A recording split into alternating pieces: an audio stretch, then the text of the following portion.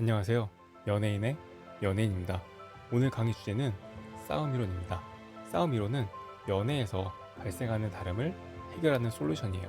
여기에서 말하는 싸움은 감정을 다치게 하는 게 아니라 다름을 조율하는 과정을 통칭해서 말해요. 참고로 오늘 강의는 어디에서도 들을 수가 없는 내용이고 저희 유료 콜럼이나 상담에서만 하는 내용인데 여기에서 조금만 풀어보도록 할게요. 사실 저희처럼 연애에서 싸움에 대한 이론을 체계적으로 정립하는 개인이나 회사가 없어요. 그래서 오늘 여러분이 잘 듣고 많은 통찰을 얻어 가셨으면 좋겠습니다.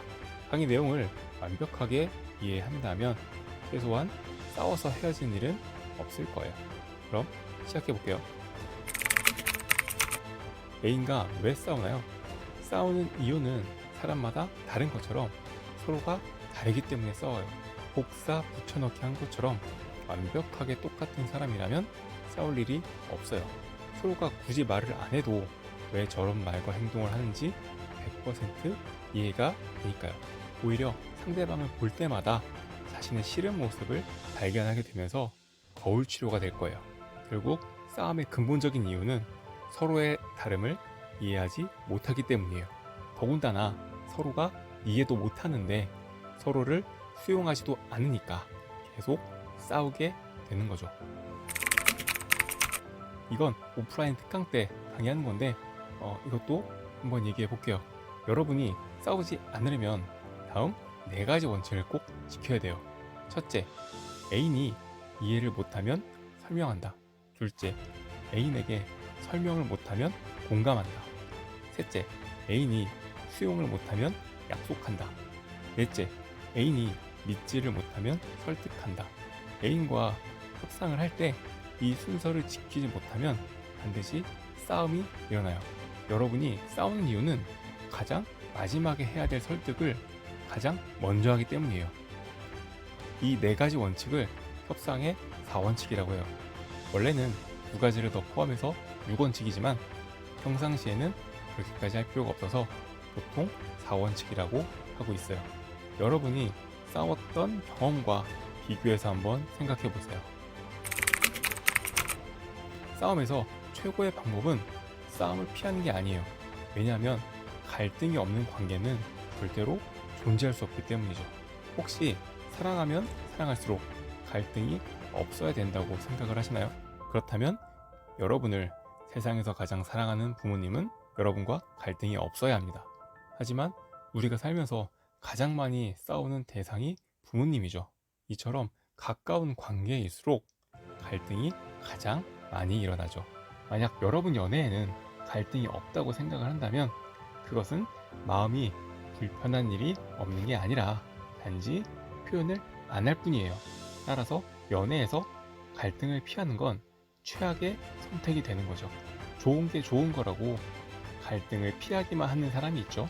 그 사람은 언젠가 분명히 나에게 고구마 한 상자를 먹일 거예요.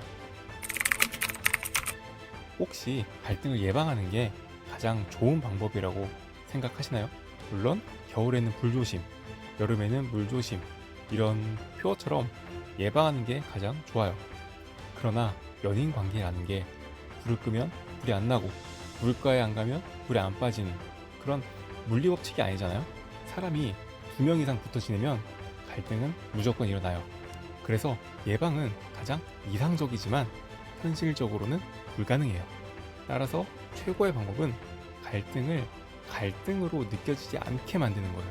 이게 싸움 이론의 핵심이고 이런 문제 제기에서 출발한 이론이에요. 연락 좀 잘해줘. 상담 통계로 보면 연인이 가장 많이 싸우는 건 연락 문제예요.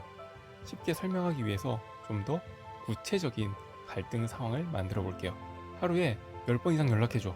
이런 말을 들었다고 10번을 세가면서 연락하는 사람은 없겠죠? 하지만 안타깝게도 있었습니다.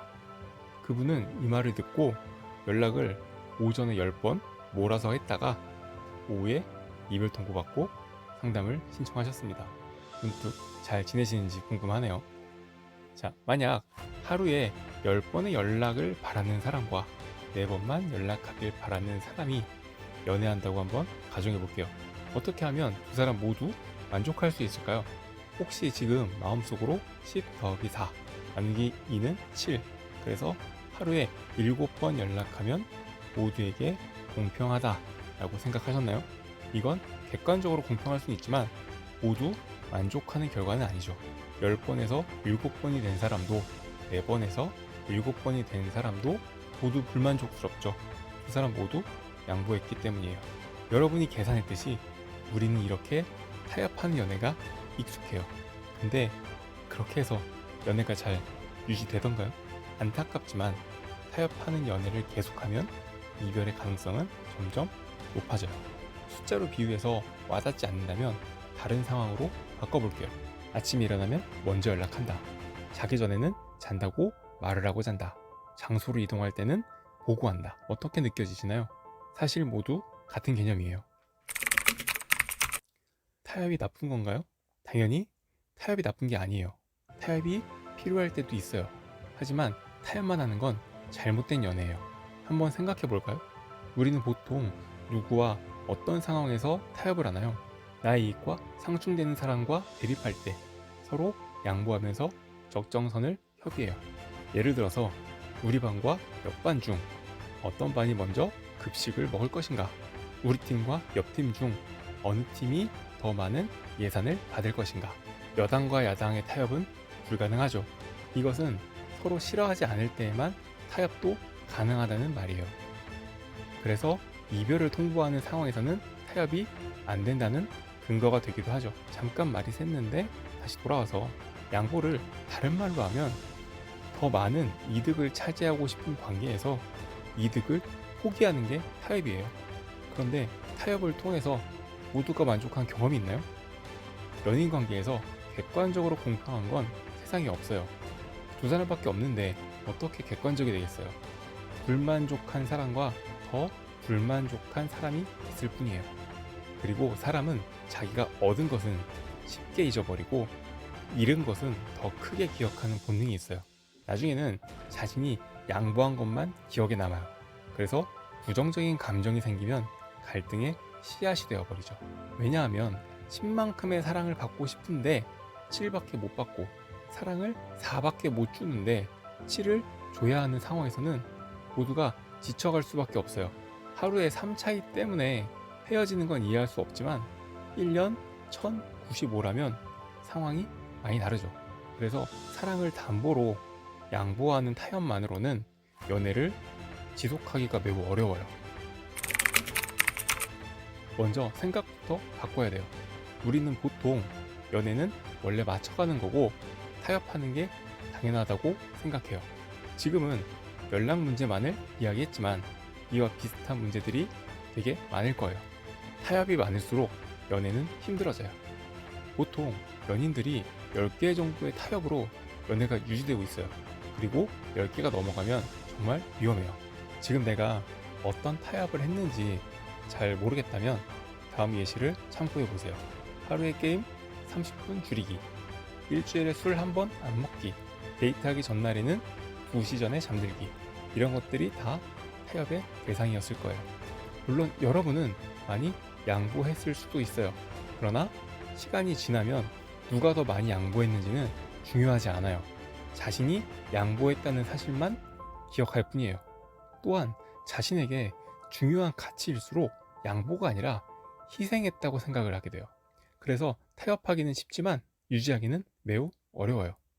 따라서 우리는 타협이 아니라 교환을 해야 돼요. 타협이 서로의 이득을 포기하는 것이라면 교환은 서로가 이득이 되도록 바꾸는 것을 말해요. 의미가 전혀 다르죠. 그래서 싸움을 잘하기 위해서는 타협이 아니라 교환을 해야 돼요.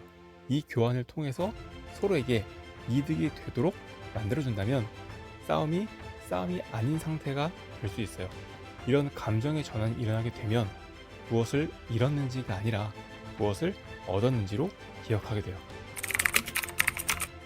오늘은 싸움 이론의 기본이 되는 핵심 원리에 대해서 배워봤어요.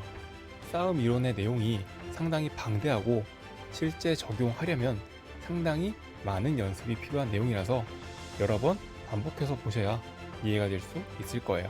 그럼 새해 복 많이 받으시고 좋은 일만 가득하시길 바랄게요. 여러분의 건강하고 행복한 연애를 기원하면서 지금까지 연예인의 연예인이었습니다.